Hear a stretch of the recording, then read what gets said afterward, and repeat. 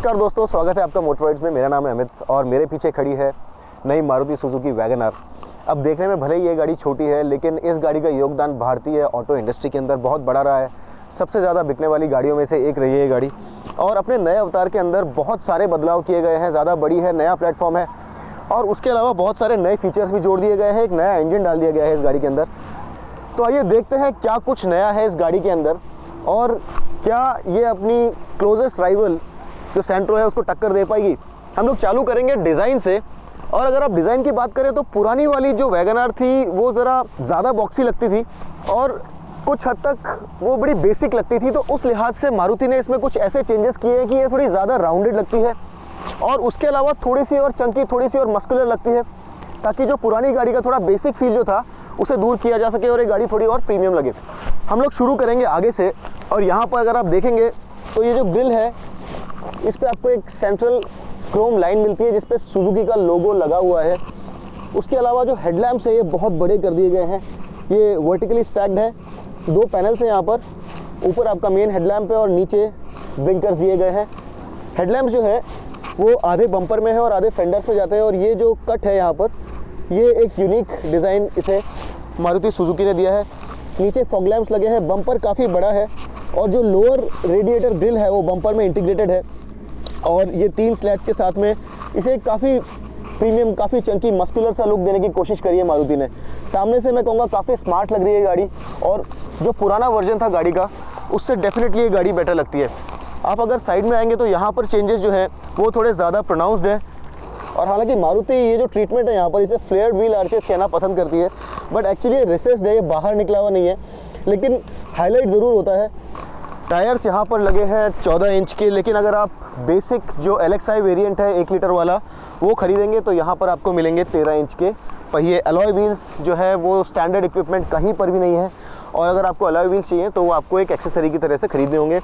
Tyre जो है यहाँ पर उनका जो सेक्शन है वो है 165, लेकिन जो 13 इंच वाले पहिए हैं उसका जो सेक्शन है वो है 155। यहाँ पर आपको MRF ZV-TB मिलते हैं और जो टॉप एंड वेरिएंट्स हैं उसमें आपको रियर व्यू मिरर पर ये ब्लिंकर्स भी मिल जाते हैं। डोर हैंडल्स जो है ये बॉडी कलर्ड है, लेकिन केवल ऊंचे वेरिएंट्स में है। जो नीचे वाले वेरिएंट्स हैं उसके अंदर ये बॉडी कलर्ड नहीं है। ये ब्लैक टेपिंग जो यहाँ पर देख रहे हैं वो भी बीच वाला और ऊपर वाला जो वेरिएंट है उसी में है, नीचे वाले वेरिएंट में आपको नहीं मिलेगी। ये जो शोल्डर लाइन है यहाँ पर अगर आप देखेंगे तो आगे और पीछे ज़रा नीचे और बीच में उभर करके ऊपर जाती है, हम्प जैसा बनाती है और जा करके फिर से आगे मिल जाती है। तो ये एक डिज़ाइन एलिमेंट मारुति ने डोर्स के ऊपर दिया है। उसके अलावा ये जो पीछे वाला सेक्शन है यहाँ पर भी इस एरिया को ब्लैकआउट कर दिया है ताकि एक फ्लोटिंग रूफ इफेक्ट मिले। और अगर आप इसे साइड से देखेंगे तो ये काफ़ी स्मार्ट नज़र आती है। कुछ लोगों को इस बात से शिकायत है कि वैगन आर बड़ी बॉक्सी नज़र आती है।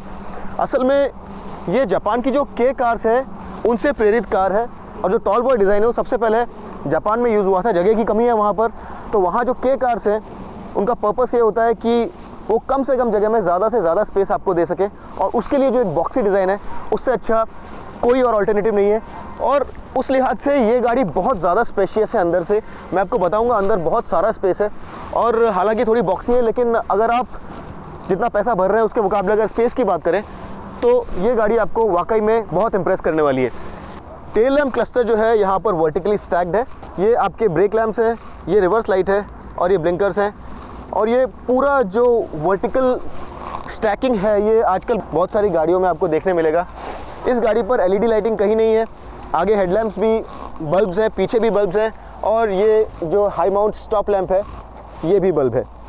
उसके अलावा आपको मिलता है rear wash and wipe higher variants में। ये जो सारे फीचर्स हैं कौन कौन से वेरिएंट्स में मैं आपको भी एक सेकंड में बताता हूँ। उसके अलावा आपको मिलते हैं ये रेयर पार्किंग सेंसर्स, हालांकि यहाँ पर कैमरा नहीं मिलेगा आपको। पीछे वाला जो बम्पर है यहाँ पर आपको नीचे एक ब्लैक इंसर्ट मिलता है जिससे कि कंट्रास्टिंग इफेक्ट मिलता है गाड़ी को और काफ़ी स्मार्ट नज़र आती है। उसके अलावा टेल गेट पर मिलती है आपको ये क्रोम गार्निश जो कि काफ़ी बड़ी है और उसके ऊपर वैगन आर की ब्रांडिंग हो रखी है। लेकिन अब मैं आपको जो दिखाने वाला हूँ वो है इस गाड़ी की सबसे बड़ी खूबी और वो है इसका बहुत ही बड़ा बूट स्पेस। 341 लीटर्स का बूट स्पेस दिया है मारुति ने इसके अंदर, जो कि सबसे ज़्यादा है इस सेगमेंट के अंदर। अगर आप इसे कंपेयर करेंगे सेंट्रो के साथ में तो वहाँ आपको सिर्फ मिलता है 235 लीटर, यहाँ पर आपको 106 लीटर्स बूट स्पेस ज़्यादा मिलता है। और इस सेगमेंट की गाड़ी के लिए ये बूट स्पेस वाकई में कमाल का है। अगर आप इसे दूसरी गाड़ियों से भी कंपेयर करें, टियागो से या फिर गो से, तो उनसे भी इसका बूट स्पेस काफ़ी ज़्यादा है। एक शिकायत जो मुझे इस बूट स्पेस से है वो ये है कि यहाँ पर मुझे कहीं लाइट नज़र नहीं आ रही है, तो ये बूट स्पेस जो है ये इल्यूमिनेटेड होना चाहिए था, ये इल्यूमिनेटेड नहीं है। पार्सल ट्रे भी आपको मिलती है लेकिन हायर वेरिएंट्स में मिलती है। और अब मैं आपको तुरंत जल्दी से बताता हूँ कि जो फीचर्स आप देख रहे हैं वो कौन से वेरिएंट में आपको मिलेंगे और कौन से वेरिएंट में नहीं मिलेंगे। तो इससे पहले मैं आपको सारी खूबियाँ बताऊँ और वेरिएंट्स बताऊँ, आप पहले ये समझिए कितने वेरिएंट्स अवेलेबल हैं। आपके पास दो इंजन ऑप्शंस हैं, 1.0 और 1.2। 1.0 में आपके पास है LXI, VXI और VXI AGS, that is auto gear shift और AMT। 1.2 के अंदर आपका वेरिएंट लेवल चालू होता है VXI से, तो आपके पास है VXI, ZXI और ZXI AGS। तो चलिए मैं आपको बता दूं कि कौन कौन से फीचर्स आपको कहाँ कहाँ मिलेंगे। ये रूफ एंटेना आपको सारे वेरिएंट्स में मिलेगा। ये व्हील कैप्स आपको VXI 1.0 और उसके ऊपर के सारे वेरिएंट्स में मिलेंगे। ये जो टर्न इंडिकेटर देख रहे हैं आप ORVM पे लगा हुआ, ये सिर्फ 1.2 ZXI के अंदर मिलेगा और किसी वेरिएंट में नहीं मिलेगा। ये रियर वॉश और वाइप भी आपको केवल 1.2 ZXI में मिलेगा। अच्छी बात यह है कि बॉडी कलर्ड बम्पर सारे वेरिएंट्स पर अवेलेबल है। ऐसा नहीं है कि आपको 1.0 LXI के ऊपर ब्लैक बम्पर मिलेगा, सबके ऊपर आपको बॉडी कलर्ड बम्पर मिलेगा। इसके अलावा बॉडी कलर्ड हैंडल्स और बॉडी कलर्ड ORVM आपको सिर्फ 1.0 LXI पे नहीं मिलेंगे, उसके अलावा सारे वेरिएंट्स पे ये अवेलेबल होगा। ये रियर डिफॉगर भी जो आप देख रहे हैं ये सिर्फ आपको 1.2 ZXI पे मिलेगा और किसी वेरिएंट पे नहीं। अगर आप खूबसूरती की बात करें तो ये गाड़ी कहीं जाकर के कोई ब्यूटी कॉन्टेस्ट नहीं जीतने वाली है, ये बात बड़ी ही क्लियर है। लेकिन जो बड़ी बात है इस गाड़ी के साथ वो है इसकी स्मार्ट पैकेजिंग। जिस तरह से अंदर स्पेस पैकेज किया गया है वो बहुत अच्छा है और ये गाड़ी अब काफ़ी स्मार्ट नज़र आती है। ऐसा नहीं है कि बहुत ज़्यादा खूबसूरत है, लेकिन फिर भी काफ़ी अच्छे से डिज़ाइन करी गई है और काफ़ी अच्छे से पैकेज की गई है, कहीं से ख़राब नज़र नहीं आती है। चलिए अब अंदर बैठ के देखते हैं कि अंदर कितना स्पेस है और क्या क्या फीचर्स दिए गए हैं। अंदर घुसने से पहले चाबी देख लेते हैं। ये आपको रिमोट लॉकिंग और अनलॉकिंग की फीचर देती है, लेकिन ये आपको सिर्फ LXI 1.0 वेरिएंट पे नहीं मिलेगी, बाकी सारे वेरिएंट्स पे ये आपको रिमोट लॉक अनलॉक की फीचर मिलेगी। वैगनआर की एक बड़ी खूबी ये भी है कि इसकी सीट हाइट जस्ट ऑप्टिमम है, आपको अंदर घुसने में किसी तरह की कोई तकलीफ नहीं होती है। आप बड़े आराम से अंदर बैठ सकते हैं। अगर आपके घर में बुजुर्ग भी हैं तो आगे वाली सीट हो या पीछे वाली सीट हो, अंदर बैठना बहुत ही आसान है। हम लोग सबसे पहले डोर पैनल्स भी देख लेते हैं और डोर पैनल्स में आपको 1 लीटर वाटर बॉटल की जगह मिलती है। उसके अलावा ये मैप पॉकेट्स मिलते हैं। ये जो अंदर का डोर पुल है वहाँ पर आप अपना वॉलेट भी रख सकते हैं। उसके अलावा आपको इलेक्ट्रिक कंट्रोल्स मिलते हैं आपके मिरर्स के लिए, और मिरर्स जो है वो पावर फोल्डिंग भी है, जो कि एक बहुत अच्छी बात है। उसके अलावा ड्राइवर साइड पावर विंडो जो है वो ऑटो डाउन है। ये हम लोग बात कर रहे हैं 1.2 ZXI वेरिएंट जो हम लोग चला रहे हैं उसकी। एक बार अंदर बैठने के बाद आप पाएंगे कि विजिबिलिटी बहुत अच्छी है चारों तरफ से। वैगनआर के अंदर हेडरूम की कभी किसी तरह की कोई कमी नहीं रही, तो आज भी नहीं है। हेडरूम आपके पास बहुत सारा है, आप 6 फुट 3 इंच हो या 6 फुट 4 इंच हो, आपको उस चीज़ से कोई फ़र्क नहीं पड़ेगा। स्टीयरिंग व्हील पे आपको माउंटेड कंट्रोल्स मिलते हैं, लेकिन ये जो ऑडियो कंट्रोल्स हैं सिर्फ आपको 1.2 में मिलेंगे। और एक चीज़ और जो ध्यान रखने वाली है वो ये है कि इंफोटेनमेंट सिस्टम जो 7 इंच का आप देख रहे हैं यहाँ पर, ये सिर्फ और सिर्फ 1.2 ZXI में अवेलेबल है। बाकी सब में आपको इंफोटेनमेंट सिस्टम तो मिलेगा, लेकिन ये टच स्क्रीन यूनिट नहीं मिलेगी। वहाँ आपको मिलेगा स्मार्ट प्ले डॉक जो कि ब्लूटूथ से कनेक्ट हो सकता है, लेकिन ये जो टच स्क्रीन यूनिट है स्मार्ट प्ले स्टूडियो जिसे मारुति कहता है, वो सिर्फ आपको 1.2 ZXI और ZXI AGS में मिलेगा। यहाँ पर आपको जो माउंटेड कंट्रोल्स दिख रहे हैं ये 1.2 VXI में भी मिलेंगे आपको, लेकिन जो वॉइस कमांड्स हैं यहाँ जो आप देख रहे हैं ये सिर्फ आपको 1.2 ZXI में मिलेंगे और उसके नीचे वाले वेरिएंट में नहीं मिलेंगे। AC स्टैंडर्ड है जो कि बड़ी अच्छी बात है। AC सेंट्रो के अंदर बेसिक वेरिएंट में नहीं आता है, यहाँ पर आपको AC बेस वेरिएंट में भी मिलता है LXI के अंदर, जो अच्छी बात है। उसके अलावा जो डैशबोर्ड है ये 2 टोन फिनिश किया गया है। जो प्लास्टिक है वो थोड़ा हार्ड टू टच है, लेकिन फिर भी क्वालिटी बहुत अच्छी है, मैं इसे ख़राब नहीं कहूँगा इस सेगमेंट के लिए। और ये रफ हार्ड प्लास्टिक नहीं है, सॉफ्ट टू टच नहीं है, लेकिन बहुत ज़्यादा हार्ड भी नहीं है, और आप इसे जब स्क्रैच करते हैं तो ये ख़राब नहीं लगता है। लेफ्ट में और राइट में सर्कुलर AC वेंट्स हैं और बीच में आपके पास वर्टिकल AC वेंट्स हैं विद सिल्वर फिनिश। सेफ्टी के लिहाज से देखा जाए तो आपको ड्राइवर साइड एयरबैग मिलता है स्टैंडर्ड LXI वेरिएंट पर भी, लेकिन अगर आप चाहें तो उसे ऑप्शन की तरह से LXI वेरिएंट पर भी ले सकते हैं पैसेंजर साइड के लिए। तो आपको सारे वेरिएंट्स में मिलेंगे डुअल फ्रंट एयरबैग्स, लेकिन ZXI के ऊपर आपको डुअल फ्रंट एयरबैग्स मिलेंगे स्टैंडर्ड, लेकिन जो नीचे वाले वेरिएंट्स LXI और VXI वहाँ पर आपको इन्हें ऑप्शन के तौर पर लेना होगा एक्स्ट्रा पैसा भर के। उसके अलावा ABS जो है इस गाड़ी पर स्टैंडर्ड है। हार्टेक प्लेटफॉर्म है नया, तो गाड़ी का जो क्रैश वर्दीनेस है मारुति की माने तो ज़्यादा अच्छा है।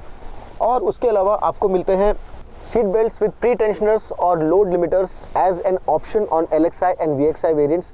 आपको ZXi वेरिएंट जो है वहाँ पर ये फीचर स्टैंडर्ड मिलेगा। पीछे वाले जो डोर्स हैं वहाँ पर आपको मिलता है चाइल्ड लॉक, तो वो भी एक बड़ा अच्छा फीचर है। तो सेफ्टी के लिहाज से मारुति ने काफ़ी कुछ किया है ताकि जो बेसिक्स हैं वो सारे कवर हो जाएं, और ये बड़ी अच्छी बात है। ये आपका ग्लव बॉक्स है, बहुत ज़्यादा बड़ा तो नहीं है लेकिन यूज़फुल है। उसके अलावा आपको एक जो यूनिक फीचर मिलती है वो है ये passenger side tray under the seat, लेकिन ये अवेलेबल है सिर्फ top of the line 1.2 ZXi variant के साथ, बाकी वेरिएंट्स में ये फीचर नहीं है। आइए अब देखते हैं इंस्ट्रूमेंट कंसोल कैसा नज़र आता है। जैसा आप देख रहे हैं इंस्ट्रूमेंट कंसोल के अंदर आपको बीच में स्पीडो नज़र आ रहा है। हम गाड़ी को बंद करके चालू करके देखते हैं कि क्या क्या टेलटेल लाइट्स हैं, तो ये सब टेलटेल लाइट्स आपको यहाँ पर नज़र आएंगी। और जो बाकी सारे फीचर्स हैं वो यहाँ पर आपको नज़र आएंगे। ऊपर आपको टैको नज़र आ रहा है, ये सिर्फ top of the line 1.2 ZXi के अंदर है। आपको नीचे वाले वेरिएंट्स में टैको नहीं मिलेगा, लेकिन बहुत फीचर रिच है यहाँ पर। अगर आप देखेंगे तो आपको AGS के अंदर गियर पोजीशन इंडिकेटर भी दिखाता है, और मैनुअल में हालांकि आपको ये गियर पोजीशन नहीं दिखाएगा, लेकिन AGS के अंदर आपको ये गियर पोजीशन दिखाएगा। एवरेज एफिशिएंसी आपको नज़र आ रही है, आपको वक्त नज़र आ रहा है, ये आपकी फ्यूल गेज है, रेंज नज़र आ रही है। एवरेज एफिशिएंसी आपको पहले वाली स्क्रीन पर नज़र आ रही थी। इतना ये गाड़ी चल चुकी है। ये इसका ओडो रीडिंग है, ये ट्रिप A, ये ट्रिप B, और ये है इंस्टेंटेनियस फ्यूल एफिशिएंसी, जो ऑब्वियसली गाड़ी अभी बंद है तो इसके लिए आपको नज़र नहीं आएगी। ये है एवरेज फ्यूल एफिशिएंसी, जो कि आप देख रहे हैं 19.7 kmpl है। हम इस गाड़ी को तकरीबन 70 किलोमीटर चला चुके हैं अभी, और ये है 1.2, तो फ्यूल एफिशिएंसी बहुत अच्छी है इस गाड़ी की। उसके बारे में आपको बताता हूँ मैं थोड़ी देर में। स्पेस की बात करें तो यहाँ आपको एक स्पेस मिलता है अपना वॉलेट या सेलफोन रखने के लिए। बीच में एक बॉटल होल्डर दिया गया है। AC जो है वो बेसिक है, क्लाइमेट कंट्रोल नहीं है, डायल्स हैं। मेरे ख्याल से ये थोड़ा और बेहतर हो सकता था, लेकिन ये काम बड़े अच्छे से करता है, उसमें कोई शिकायत आपको नहीं मिलेगी। ड्राइवर साइड पर आपको मिलता है ये टोल टिकट होल्डर और सनशेड्स। ये आपको बेसिक LXi वेरिएंट में नहीं मिलेगा, और पैसेंजर साइड पे आपको वैनिटी मिरर भी मिलता है। VXi वेरिएंट के ऊपर 1.0 हो या 1.2 आपको मिलता है डे नाइट मिरर, जो बड़ी अच्छी बात है। उसके अलावा अगर मैं सीट कंफर्ट की बात करूं तो सीट्स में कंफर्ट अच्छा है इस सेगमेंट के हिसाब से। हेडरेस्ट एडजस्टेबल नहीं है इस सेगमेंट में, आजकल हेडरेस्ट एडजस्टेबल नहीं मिलते हैं। टियागो एक ऐसी गाड़ी है जहां पर आपको फीचर मिलता है, लेकिन यहाँ पर आपको वो फीचर नहीं दिया गया है। हालांकि सीटें कंफर्टेबल है, बोल्स्टरिंग भी ठीक ठाक है, तो शिकायत करने वाली कोई बात नहीं है। पावर के हिसाब से आपको यहाँ पर एक 12 वोल्ट का सॉकेट मिलता है, और आपको मिलता है एक USB सॉकेट यहाँ पर, जो कि आपको एंड्रॉयड ऑटो और एप्पल कारप्ले कनेक्ट करने के लिए हेल्प करता है। उसके अलावा आप एक ऐप के थ्रू सीधा अपने फ़ोन को इस इंफोटेनमेंट सिस्टम से कनेक्ट कर सकते हैं। स्मार्ट प्ले स्टूडियो नाम है उस ऐप का, और ऑक्सिन भी यहाँ पर आपको दिया गया है। चलिए हम लोग जल्दी से देख लेते हैं कि इस इंफोटेनमेंट सिस्टम के अंदर फीचर्स क्या क्या हैं। ये काफ़ी फीचर रिच इंफोटेनमेंट सिस्टम है, और इसे आप अपने फ़ोन के थ्रू भी कनेक्ट कर सकते हैं। उसके अलावा आपको मिलती है नेविगेशन के फीचर स्मार्ट प्ले स्टूडियो के द्वारा, और ये आपको और भी बहुत सारी चीज़ें दिखाता है, जैसे एवरेज माइलेज। आप यहाँ पर अपना मीडिया कंट्रोल कर सकते हैं, चाहे तो ऑक्सिन के थ्रू, चाहे USB के थ्रू, चाहे ब्लूटूथ के थ्रू रेडियो चला सकते हैं। ये सारे बेसिक फीचर्स हैं जो आप चेंज कर सकते हैं। टच रिस्पॉन्स काफ़ी अच्छा है। ये वॉल्यूम कंट्रोल्स हैं, ये म्यूट है। उसके अलावा आप मारुति की स्मार्ट प्ले स्टूडियो जो ऐप है वो डाउनलोड कर लें यहाँ पर। उसके अंदर आपको 3 और ऐप्स डाउनलोड करनी होंगी। एक है आहा रेडियो, जो कि एक इंटरनेट रेडियो है। उसके अलावा आप स्मार्ट प्ले नेविगेशन भी डाउनलोड कर सकते हैं, जो कि आपको ऑनलाइन और ऑफलाइन दोनों ही नेविगेशन प्रोवाइड कराता है। और एक और जो अच्छी ऐप है इसके अंदर वो है स्मार्ट प्ले रिमोट, जिसके थ्रू आप इस इंफोटेनमेंट सिस्टम को पीछे बैठ करके भी सीधा कंट्रोल कर सकते हैं अपने मोबाइल फ़ोन के द्वारा। इन सब के बारे में मैं आपको एक दूसरे वीडियो में बताऊंगा। लेकिन ये इंफोटेनमेंट सिस्टम जो है काफ़ी फीचर रिच है।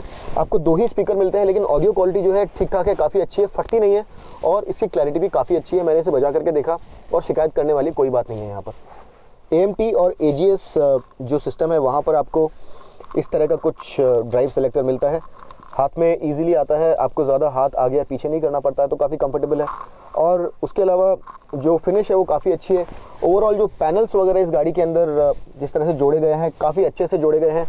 किसी तरह का कोई रफ एज नज़र नहीं आ रहा है। काफ़ी साफ़, काफ़ी क्लीन, काफ़ी अच्छा फिनिश दिया गया है। क्वालिटी ऑफ मटेरियल बहुत बेहतरीन तो नहीं है, लेकिन जिस तरह से उनको आपस में जोड़ा गया है, फिनिश किया गया है, वो काफ़ी अच्छा है। और आपको काफ़ी साफ़ सुथरी अच्छी फीलिंग आती है सामने बैठ करके, काफ़ी कंफर्टेबल भी नज़र आता है। और अगर आप सीट हाइट एडजस्टमेंट को छोड़ दें तो मेरे ख्याल से कुछ शिकायत करने वाली बात नहीं है। यहाँ पे काफ़ी अच्छी विजिबिलिटी है, काफ़ी कंफर्टेबल है और काफ़ी ज़्यादा स्पेशियस है। चलिए पीछे देखते हैं कि वहाँ पर क्या हाल है। आगे की तरह पीछे भी अंदर घुसना और बैठना बड़ा आसान है। हेडरेस्ट यहाँ पर इंटीग्रेटेड है, आपको एडजस्टेबल हेडरेस्ट नहीं मिलते हैं। और डोर के अंदर आपको 1 लीटर की वाटर बॉटल और थोड़ा सा और एक्स्ट्रा स्पेस मिलता है। उसके अलावा ये जो डोर हैंडल है वहाँ पर आप अपना वॉलेट रख सकते हैं। हेडरूम जैसा कि मैंने आपको बताया, कभी किसी तरह की कोई प्रॉब्लम नहीं थी वैगन आर के अंदर, आज भी नहीं है। हेडरूम बहुत अच्छे से अवेलेबल है, लेग रूम की भी कोई कमी नहीं है। यहाँ पर आप बड़े आराम से बैठ सकते हैं। तो स्पेस जो है इस गाड़ी में बड़े अच्छे से मैनेज किया गया है और काफ़ी स्पेशियस लगती है गाड़ी अपने सेगमेंट के हिसाब से। बहुत ज़्यादा रूमी बड़ी विंडोज़ हैं तो आपको बाहर का नज़ारा अच्छे से दिखता है, अंदर लाइट आती है तो काफ़ी एयरी, काफ़ी स्पेशियस लगता है। ये जो लाइट कलर्ड अपहोल्स्ट्री है वो भी अंदर का जो केबिन स्पेस है उसको उठा करके सामने लेकर के आती है और आपको काफ़ी अच्छा लगता है, स्पेशियस लगता है, आरामदायक लगता है। आप चाहें तो तीसरे पैसेंजर को बीच में बैठा सकते हैं। मेरे ख्याल से छोटी से मीडियम जर्नीज तक पैसेंजर बीच में बैठ सकता है। बहुत बड़ा हम्प नहीं है यहाँ पर, लेकिन यहाँ आपको तीसरे पैसेंजर के लिए हेडरेस्ट नहीं मिलेगा तो वो एक छोटी प्रॉब्लम है। उसके अलावा यहाँ रीडिंग लाइट भी नहीं मिलेगी आपको रेयर पैसेंजर के लिए। और एक जो हम लोग सेगमेंट की अगर बात कर रहे हैं तो वहाँ जो राइवल सेंट्रो आपको रेयर एसी वेंट देता है वो आपको यहाँ पर नहीं मिलेगा। सेंट्रो में वो फीचर आपके पास अवेलेबल है। एक बड़ी अच्छी चीज़ जो मारुति सुजुकी ने की है वो ये है कि आप इन सीट्स को नीचे गिरा सकते हैं 60-40 के रेशियो में, ताकि अगर कोई लंबा सामान आपको बूट में डालना है तो आप बड़े आराम से डाल दें और फिर भी आपके पास एक पैसेंजर को वहाँ बैठाने के लिए काफ़ी आरामदायक जगह रहेगी। उसके अलावा जो फ्रंट पैसेंजर है उसके पीछे बैठने वाले पैसेंजर को ये सीट पॉकेट भी मिलते हैं। अभी हम चला रहे हैं नई वैगन आर। जैसा कि मैंने आपको पहले बताया था कि अब 2 इंजन्स में अवेलेबल है, 1.0 और 1.2। मैं भी चला रहा हूँ 1.2। इसकी पावर है 82 HP और पीक टॉर्क है 113 न्यूटन मीटर्स। 1.0 जो इंजन है वहाँ पर आपको मिलती है 67 HP और 90 न्यूटन मीटर्स का टॉर्क। अगर आप इसे सेंट्रो से कंपेयर करें तो उसका 1.1 लीटर इंजन जो है वो थोड़ी सी ज़्यादा पावर बनाता है 68 HP पे और टॉर्क जो है वो भी थोड़ी ज़्यादा है 99 न्यूटन मीटर्स पे। बट फ्यूल एफिशिएंसी यहाँ पर बड़ा हाईलाइट है। जो 1.2 इंजन है उस पर आपको 2 ट्रांसमिशन मिलते हैं, 5 स्पीड मैनुअल और 5 स्पीड AGS या AMT। दोनों की फ्यूल एफिशिएंसी सेम है और 1.0 और 1.2 दोनों पर ही AGS अवेलेबल है। 1.0 की जो फ्यूल एफिशिएंसी है वो है 22.5 किलोमीटर प्रति लीटर और 1.2 की जो फ्यूल एफिशिएंसी है वो 21.5 किलोमीटर पर लीटर।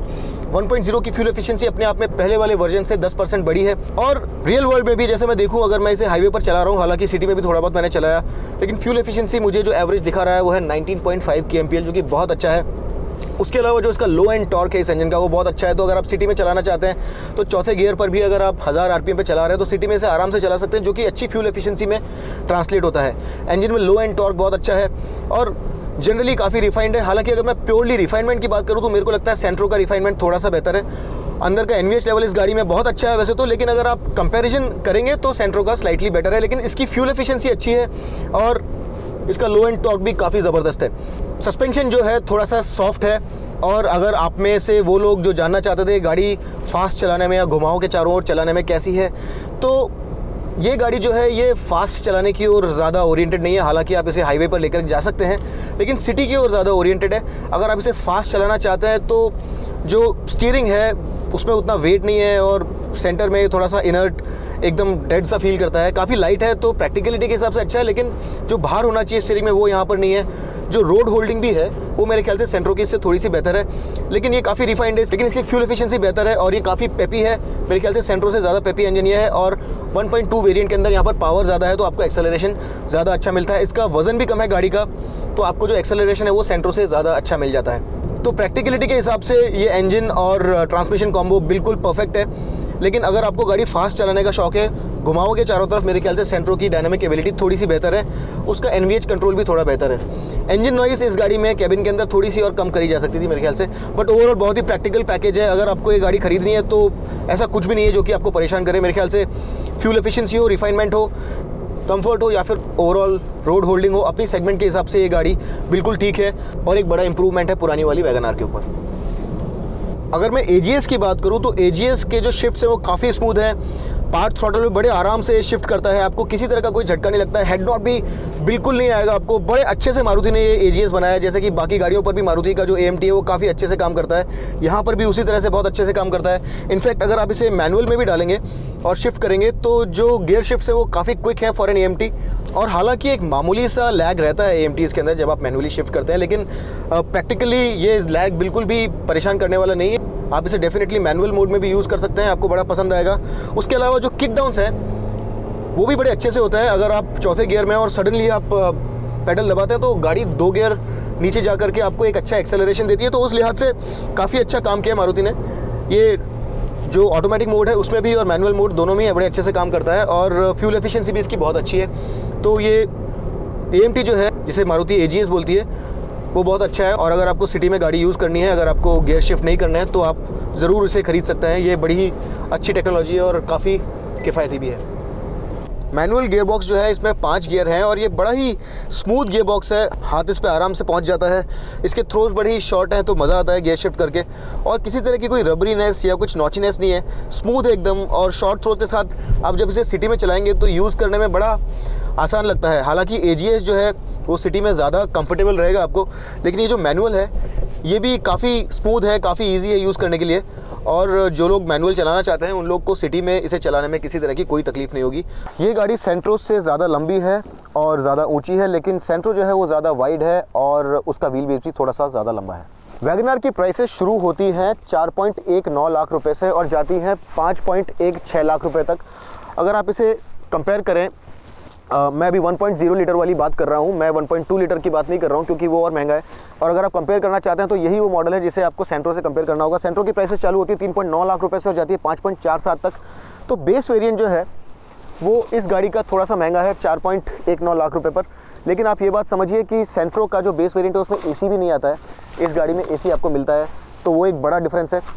और टॉप वेरिएंट है वो सेंट्रो का ज़्यादा महंगा है और काफ़ी ज़्यादा महंगा है। तो किफ़ायत के हिसाब से आपको वैगनआर जो है वो काफ़ी किफ़ायती पड़ती है। 1.2 लीटर जो गाड़ी है वो 4.89 लाख रुपए से चालू होती है और 5.69 लाख रुपए तक जाती है। थोड़ी महंगी है, लेकिन वहाँ पे आपको ज़्यादा पावर मिलती है। 1.2 लीटर इंजन मिलता है और कुछ एडिशनल फीचर्स भी मिलते हैं जो आपको 1.0 वाले वेरिएंट में नहीं मिलेंगे। अब हम लोग अगर एक बात करें कि ऑल्टरनेटिव्स क्या हैं इस गाड़ी के, तो सेंट्रो की अपनी कुछ खूबियाँ हैं और इस गाड़ी की अपनी खूबियाँ हैं।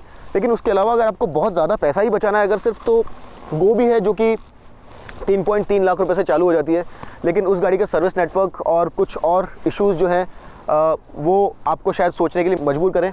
टियागो भी एक ऑप्शन है जिसका प्राइस रेंज बहुत ज़्यादा वाइड रेंज में है और उसकी स्टार्टिंग प्राइस जो है इससे कम है, लेकिन जो एंडिंग प्राइस है इससे ज़्यादा है। तो वो भी एक ऑप्शन है आपके पास। लेकिन वैगनआर जो है अपने आप में इसकी कुछ अपनी खूबियाँ हैं। स्पेस के लिहाज से मारुति ने कमाल किया है, यहाँ पर अंदर स्पेस आपको बहुत ज़्यादा मिल जाता है। उसके अलावा बूट स्पेस भी बहुत अच्छा है, कंफर्ट जो है अच्छा है, बहुत बेहतरीन तो नहीं है मैं कहूँगा, लेकिन अच्छा कंफर्ट है। फ्यूल एफिशिएंसी बहुत अच्छी है, मारुति का सेल्स एंड सर्विस नेटवर्क आपके साथ रहेगा। और उसके अलावा जो एक बहुत बड़ी बात है वो इस गाड़ी की रीसेल वैल्यू हमेशा से बहुत अच्छी रही है। तो उस सारे लिहाज से ये गाड़ी आपका जो पैसा है उसके लिए आपको बहुत अच्छी वैल्यू देगी। अगर आपको स्पेस चाहिए, फैमिली को साथ लेकर के चलना है, फ्यूल एफिशिएंट गाड़ी चाहिए, बिना सरदर्द वाली गाड़ी चाहिए जो आपको मन की शांति बनाए रखने दे, तो ये गाड़ी आप बेझिझक खरीद सकते हैं। हालांकि मेरे ख्याल से थोड़ा ड्राइविंग डायनामिक्स और कैबिन इंसुलेशन के हिसाब से सेंट्रो थोड़ी बेहतर है। तो उस लिहाज से आप अपना निर्णय लीजिए और चूज़ कीजिए। लेकिन अगर इस सेगमेंट में आपको गाड़ी खरीदनी है तो ये गाड़ी को टेस्ट राइड लिए बिना खरीदी मत कीजिए, क्योंकि स्पेस बहुत अच्छा है और बड़ी ही प्रैक्टिकल, बड़ी ही सॉर्टेड गाड़ी है। मैं आशा करता हूँ कि इस वीडियो के थ्रू मैं आपको वो सब कुछ बता पाया जो आपको नई वैगनआर के बारे में जानना था। और अगर आपको वीडियो पसंद आया तो ज़रूर लाइक कीजिए, सब्सक्राइब कीजिए मोटराइड्स को, वो नोटिफिकेशन आइकन ज़रूर दबा दीजिए ताकि हमारे सारे अपडेट्स आपको मिलते रहें। और अगली बार तक के लिए मैं आपका दोस्त अमित आपसे विदा लेता हूँ। Drive hard, drive free and drive safe.